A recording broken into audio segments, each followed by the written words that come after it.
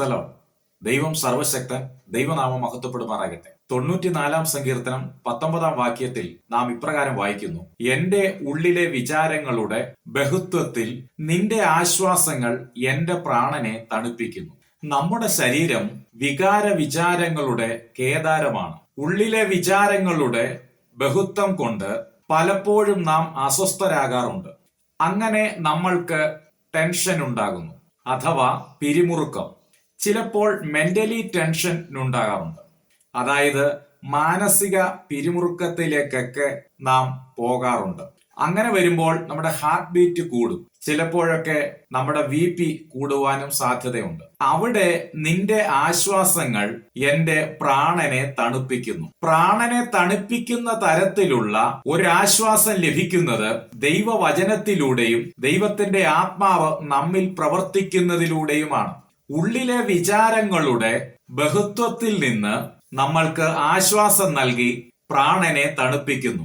ദൈവത്തിന്റെ വചനം ജീവനും ചൈതന്യവും ഉള്ളതായി ഇരുവായ്ത്തലയുള്ള ഏതു വാളിനേക്കാളും മൂർച്ചയേറിയതും പ്രാണനെയും ആത്മാവിനെയും സന്ധി മഞ്ചകളെയും വേർവിടുവിക്കും വരെ തുളച്ചു ചെല്ലുന്നതും ഹൃദയത്തിലെ ചിന്തനങ്ങളെയും ഭാവങ്ങളെയും വിവേചിക്കുന്നതുമാകുന്നു. തിരുവചനം പറയുന്നത്, സ്വസ്ഥതയുള്ള വെള്ളത്തിനരികത്തേക്ക് എന്നെ നടത്തി എന്റെ പ്രാണനെ അവിടുന്ന് തണുപ്പിക്കുന്നു.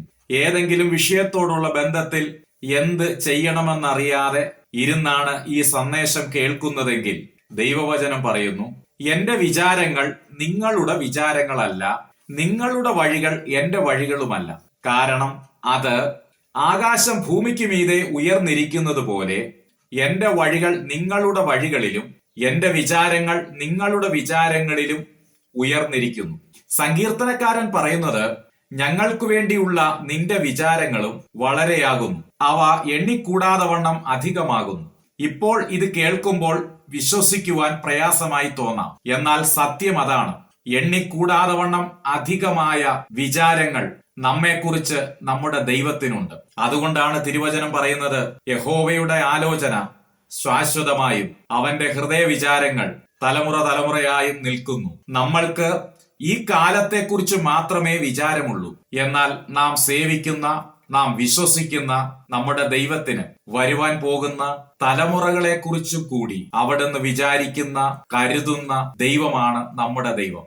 ആമേൻ. ഈ വചനങ്ങളാൽ ദൈവം നമ്മെ ഏവരെയും അനുഗ്രഹിക്കുമാറാകട്ടെ.